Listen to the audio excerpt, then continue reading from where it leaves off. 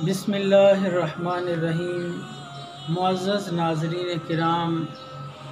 رمضان المبارک کے مسائل میں سے ایک انتہائی اہم مسئلہ صدقہ فطر ہے،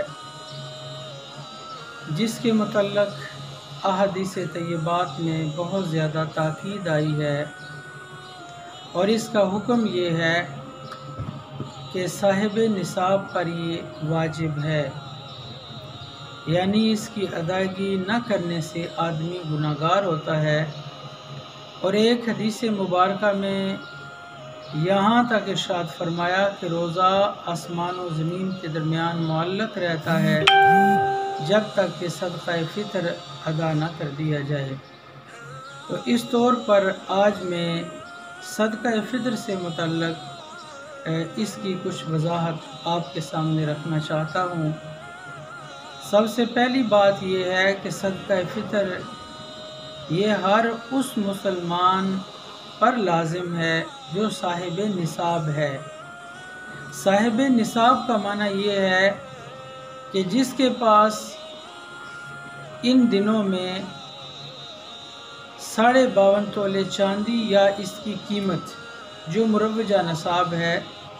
اگر کسی کے پاس موجود ہے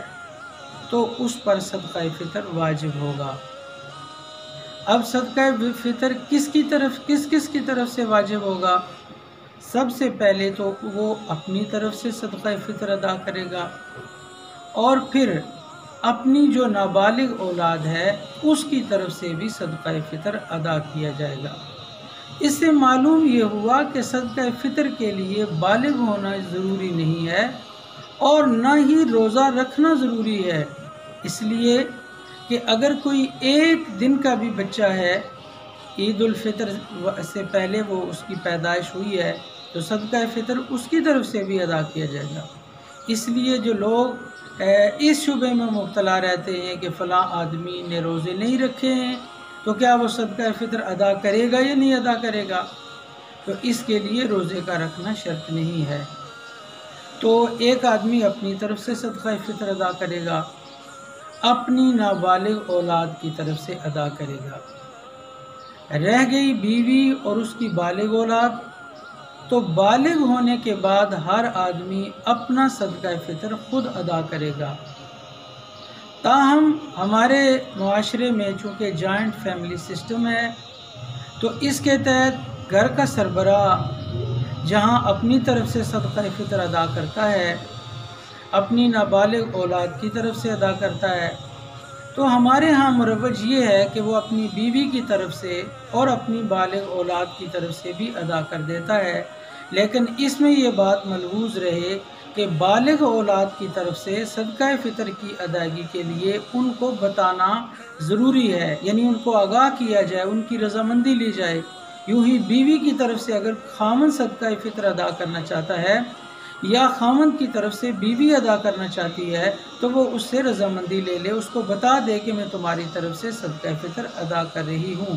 یوں ہی خاوند بیوی کی طرف سے ادا کرنا چاہتا ہے تو وہ اس کو بتا دے کہ میں تمہاری طرف سے صدقہ فطر ادا کر رہا ہوں۔ تو یہ صدقہ فطر سے متعلق معاملہ تھا کہ وہ کس کی طرف سے ادا کرے گا۔ اب آ جاتے ہیں کہ صدقہ فطر کی مقدار کیا ہے۔ ناظرین کرام، یہ بہت اہم گزارشات ہیں، بڑی توجہ سے ان کو سماعت کیجیے گا۔ ہمارے ہاں اس مسئلہ میں بھی لوگ عدم فہم کا شکار ہیں۔ صدقہ فطر کے لیے 4 کیٹیگریاں ہیں، یعنی ایک انسان کی مالی پوزیشن کو مد نظر رکھتے ہوئے وہ اپنے لیے ایک کیٹیگری کا تعین کرے گا اور اس کے مطابق وہ صدقہ فطر ادا کرے گا۔ میں یہاں پر مروجہ یعنی اس مرتبہ رمضان المبارک 2021 عیسوی اور 1442 ہجری کے رمضان المبارک کے حوالہ سے جو ریٹ نکالے گئے ہیں، میں چیزوں کی مقدار کی بجائے عام فہم مسئلہ لوگوں کی آسانی کے لیے محض ان چیزوں کی قیمت آپ کے سامنے رکھنا چاہتا ہوں، اور وہ 4 قسمیں ہیں، 4 کیٹیگریاں ہیں۔ سب سے پہلے یہ ہے کہ جو متوسط لوگ ہیں ان کے لیے گندم کے آٹے کی قیمت کی ادائیگی ہے، اور اس کا ریٹ جو اس وقت نکالا گیا ہے وہ 140 روپے فی کس ہے، یعنی ایک آدمی کی جانب سے 140 روپے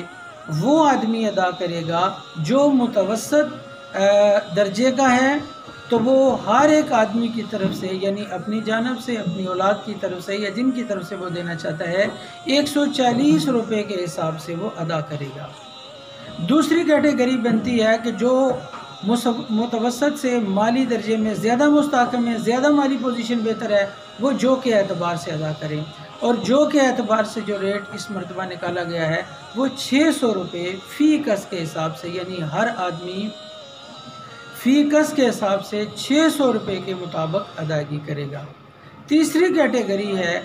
اور وہ ہے کھجور کے اعتبار سے، تو درمیانے درجے کی کھجور جو اس وقت مارکیٹ میں ہے اس کا جو ریٹ نکالا گیا ہے وہ 1200 روپے ہے۔ تو جو آدمی یہ سمجھتے ہیں کہ ہم مالی طور پہ زیادہ مستحکم ہیں تو وہ کھجور کے اعتبار سے 1200 روپیہ فی کس کے حساب سے ادا کریں۔ چوتھی کیٹیگری ہے اور وہ ہے کشمش کی، جس کی اس وقت مارکیٹ میں مالیت جو ہے وہ 2600 روپے ہے، یعنی جو یہ سمجھتے ہیں کہ اللہ تعالیٰ نے انہیں مالی آسودگی دی ہوئی ہے تو وہ 26 روپے فی کس کے حساب سے ادا کریں۔ ناظرین کرام، یہ 4 کیٹیگریاں میں نے آپ کو گندم کے اعتبار سے، جو کے اعتبار سے، کھجور کے اعتبار سے اور کشمش کے اعتبار سے بتائی ہیں۔ تو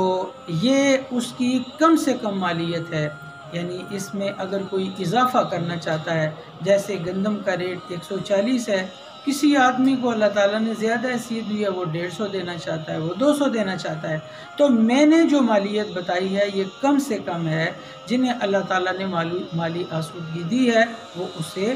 زیادہ ادا کریں۔ اور اس پہ علامہ ڈاکٹر محمد اقبال رحمۃ اللہ تعالیٰ علیہ کا ایک شعر میں ضرور پیش کروں گا کہ یہ ضروری نہیں ہے کہ 140 ہی ہر آدمی ادا کرے، نہیں، جنہیں اللہ تعالیٰ نے مالی آسودگی دی ہوئی ہے وہ متوسط لوگوں کے صدقہ فطر کی جانب نہ آئیں۔ علامہ اقبال مرحوم نے کہا تھا، شاہی کے لیے ننگ ہے ان دانوں پہ گرنا،